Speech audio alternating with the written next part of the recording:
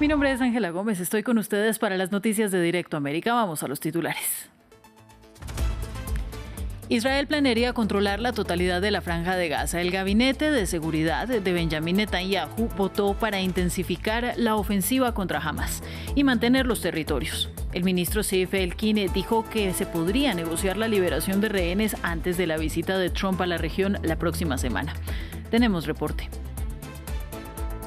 El euroescéptico de extrema derecha George Simeon arrasó en la repetición de las elecciones de Rumania. Con 41% de apoyos, llevó al mismo resultado de los comicios de noviembre anulados por la injerencia rusa y en los que fue inhabilitado su mentor Calin Georgescu. Simeon enfrentará al alcalde de Bucarest, Nicu Sordane, en segunda vuelta, y el resultado impactará a la OTAN. El juicio contra el rapero Sean Diddy Combs por tráfico sexual, trata de personas y crimen organizado comienza hoy en Nueva York con la selección del jurado, mientras el artista permanece detenido sin derecho a fianza.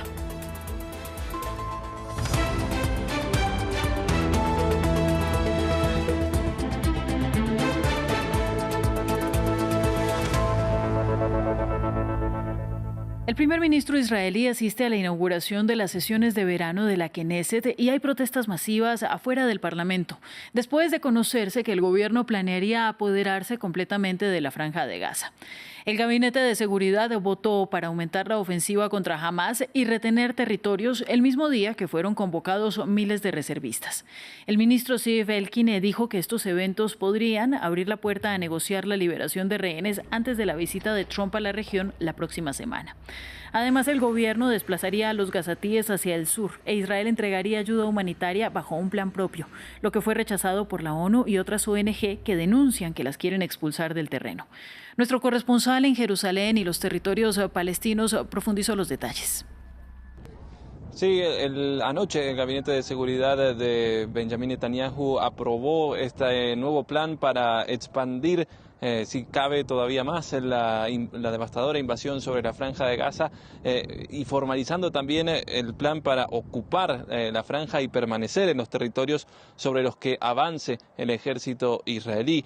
Según han citado varios medios israelíes replicando las conversaciones de esa reunión de Gabinete de Seguridad, Netanyahu le dijo a sus ministros que esto implica un cambio de estrategia diferente al método de incursiones que se había aplicado hasta el momento en las incursiones del ejército israelí en Gaza. En ningún caso se ha especificado si la idea es una ocupación permanente o a largo plazo, pero ese es el deseo de muchos dentro del gobierno de Netanyahu, principalmente en el ala más ultranacionalista y radical, entre ellos el ministro de Finanzas, Bezalel Smotrich, quien hoy anticipó y celebró que, dijo en sus palabras, perderemos el miedo a la palabra ocupación y que una vez que ocupemos y permanezcamos en Gaza podremos hablar de soberanía, que es un eufemismo que se refiere a la posible instalación de asentamientos. Este plan también conlleva el llamado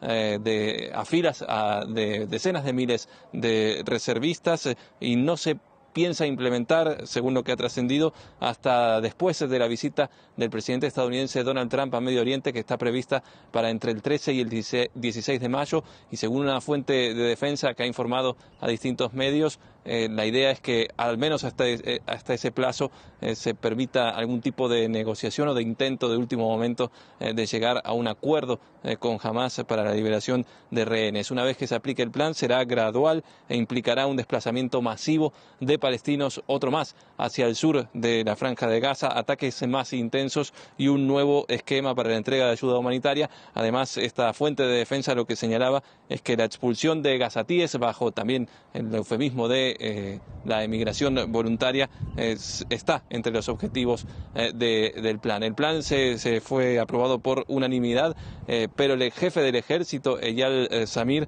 advirtió a los ministros que en el marco de estas operaciones a gran escala podríamos perder, dijo en sus palabras, a los 59 rehenes que siguen en Gaza, entre ellos 24 que se presumen con vida. De ahí que el foro de familiares de los secuestrados haya deplorado este plan, subrayando que el gobierno admite priorizar el territorio sobre los rehenes en contra de la voluntad, dicen, del 70% de los israelíes, es decir, de la mayoría de la población. Más noticias. El primer ministro socialdemócrata de Rumania, Marcel Ciolacu, enfrenta peticiones de dimisión después de la repetición de elecciones en primera vuelta, en las que ganó el líder de la oposición de extrema derecha, George Simeon, con un contundente 41%, pese a que en noviembre fueron anulados los comicios que lideraba su mentor político, Călin Georgescu. Simeon se enfrentará al alcalde de Bucarest, Nicu Ordan, en segunda vuelta el 18 de mayo. El ganador de la primera vuelta de las elecciones presidenciales de Rumania, con un 40,96% de los votos, es el ultraderechista George Simeon. Ante la sede de su partido, hay lágrimas de alegría entre sus seguidores. Es una victoria contra el sistema. Estamos contentos de que el sistema haya fracasado. Queremos deshacernos de este sistema enfermo. Simeon, de 38 años, alcanzó la popularidad en un país con una elevada inflación, una economía débil y un gran déficit presupuestario. Este euroescéptico se opone a la ayuda militar a Ucrania, pero denuncia con frecuencia a Rusia. Además, critica a los dirigentes de la Unión Europea y se declara admirador del presidente estadounidense Donald Trump. Ha acusado a funcionarios de la Unión Europea de entrometerse en las anteriores elecciones de Rumania y promete restaurar la dignidad de su país. Si logra llegar a la presidencia, su gobierno podría marcar un giro en la política exterior de este país de 19 millones de habitantes, que ha sido un pilar fundamental de la OTAN desde la guerra de Ucrania. Setea voastră de libertate a triunfat. Su sed de libertad ha triunfado. Es su victoria, no la mía. Y seguirá triunfando. Su voto de hoy es una mano tendida al país que extrañan. Es una señal contundente de que desean regresar, de que desean una Rumania en la que valga la pena vivir. Y les digo hoy, con todo mi corazón, que la Rumania con la que sueñan, la Rumania a la que desean regresar, la construiremos juntos. El alcalde de Bucarest, Nicu Ordan, de tendencia centrista proeuropea, obtuvo el 20,99% de los votos. El candidato del partido Salvará Rumania ha celebrado el paso a segunda vuelta, pero ha declarado que la contienda electoral será reñida. La repetición de las elecciones se produce después de que se anulara una votación anterior en noviembre, ganada por el entonces crítico de la OTAN, Călin Georgescu, tras las acusaciones de injerencia rusa y violaciones electorales. En esta ocasión han votado 9,57 millones de personas, es decir, más del 50% de los electores con derecho a voto, según la Oficina Electoral Central. La segunda vuelta se celebrará el 18 de mayo. Vamos a París. La conferencia Elige Europa para la Ciencia se celebra en la Universidad de la Sorbona por invitación del presidente francés Emmanuel Macron. La iniciativa pretende atraer investigadores al continente, especialmente de Estados Unidos. Acoger a investigadores amenazados en sus propios países y compartir sus conocimientos con la investigación francesa y europea. Este es el objetivo declarado de la conferencia Elegir Europa para la Ciencia, organizada el lunes en la Sorbona por iniciativa de Emmanuel Macron. Apreciemos la ciencia libre y abierta y rechacemos un dictado por el que un gobierno diga que está prohibido investigar tal o cual. Desde que llegó al poder, Donald Trump ha llevado a cabo una política particularmente ofensiva hacia la investigación, recortes presupuestarios, desfinanciación, llegando incluso a censurar ciertos temas de investigación, de lo que Francia y Europa pretenden beneficiarse. Emmanuel Macron ha invitado a los ministros de investigación europeos, así como a investigadores de prestigiosas universidades estadounidenses como Yale y Stanford, y también a la presidenta de la Comisión Europea, Ursula von der Leyen, que ha anunciado un plan de 500 millones de euros para la investigación en Europa. Todos estamos de acuerdo en que la ciencia no tiene pasaporte, ni sexo, ni etnia, ni partido político y desempeña un papel crucial para conectar a las personas y crear un futuro compartido en nuestro mundo fracturado. Antes del evento, Francia lanzó el 18 de abril la plataforma Elige Francia para la Ciencia e invitó a los investigadores extranjeros a presentar sus candidaturas en ámbitos claves: salud, clima y biodiversidad, tecnología digital e inteligencia artificial, espacio, agricultura. La financiación estatal podría alcanzar hasta el 50% del coste total de los proyectos de investigación. Sin embargo, algunos creen que estos anuncios son un engaño de la política para hacer recortes presupuestarios del gobierno francés en el ámbito de la investigación. Hoy en Nueva York comienza el juicio contra Sean Combs, más conocido como P. Diddy. Los abogados empezarán a interrogar a los miembros del jurado en lo que promete ser un largo juicio. Combs es acusado por soborno, tráfico sexual y transporte con fines de prostitución. Si es declarado culpable, el magnate del hip hop podría enfrentarse a cadena perpetua. Tenemos los detalles.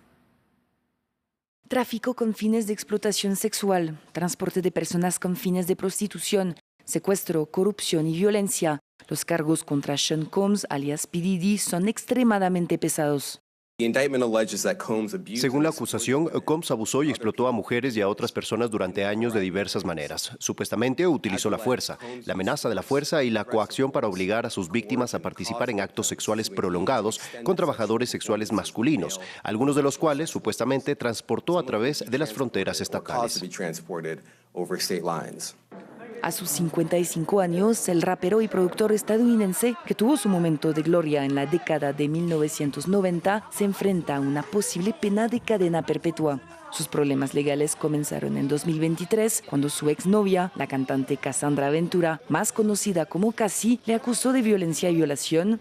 Aunque el caso se resolvió fuera de los tribunales, decenas de personas presentaron demandas tras esa primera acusación. Muchas afirman que el rapero utilizó la violencia, el secuestro y las drogas para obligar a mujeres a participar entre 2004 y 2024 en fiestas sexuales que a veces duraban días y que los asistentes llamaban freak-offs.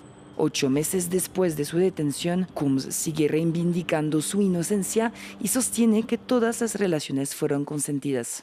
Se han vertido acusaciones repugnantes contra mí por parte de gente que busca dinero fácil. Seamos claros, no he cometido ninguno de los actos atroces que se han vertido contra mí. Lucharé por mi nombre, mi familia y la verdad.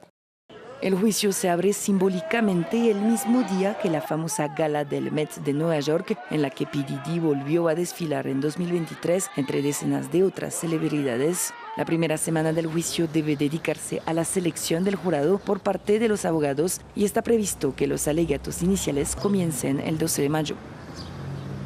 Donald Trump anunció un arancel del 100% sobre todas las películas producidas fuera de Estados Unidos, elevando alertas en la industria.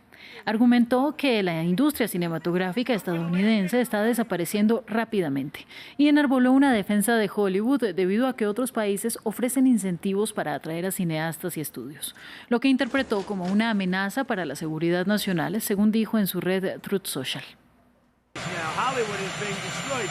Hollywood está siendo destruido. Ahora tienen un gobernador incompetente, tremendamente incompetente, que permitió que eso sucediera. Así que no solo culpo a otros países, sino que muchos de ellos nos han robado la industria cinematográfica. Y digo que si no están dispuestos a hacer una película en Estados Unidos, deberíamos imponer aranceles a las películas que ingresan. Además, el presidente de Estados Unidos ha ordenado reabrir la prisión de Alcatraz, que desde 1973 es uno de los puntos turísticos más visitados de San Francisco. Más en este informe.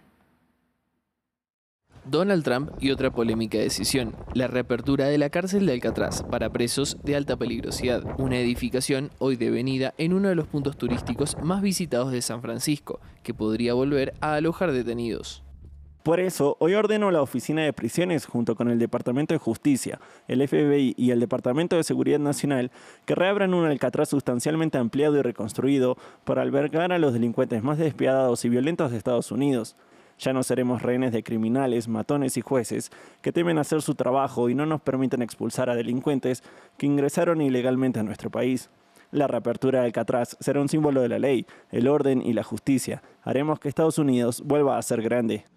El 21 de marzo de 1963, esta prisión cerró sus puertas luego de estar operativa por 29 años y su aislamiento, al estar ubicada en una isla rodeada de aguas frías y fuertes corrientes, era el lugar perfecto para evitar fugas, aunque tuvo 14 intentos de escape. Pese a las historias que circularon sobre los motivos de su cierre, la Oficina Federal de Prisiones aseguró que el cese de su operación tenía su base en el gasto que generaba. Es que el aislamiento de este centro penitenciario hacía que su funcionamiento sea más costoso costoso que cualquier otra prisión. Desde comida, combustible, hasta millones de litros de agua potable debían ser transportados en barco cada semana. De acuerdo al gobierno estadounidense, a 1959, el gasto diario per cápita giraba en torno a los $10, frente a los $3 que se gastaba diariamente en cada persona en una cárcel en territorio continental. Tras su abandono en 1969, la isla fue tomada por un grupo de indígenas que reclamaban la potestad del territorio, pero en 1971 todos ellos fueron expulsados. Y un año después, el Congreso creó el Área Recreativa Nacional Golden Gate, y esta isla quedó dentro del Servicio de Parques Nacionales, organismo que en 1973 reabrió la edificación al turismo hasta la actualidad. Fin del informativo, siga en France 24.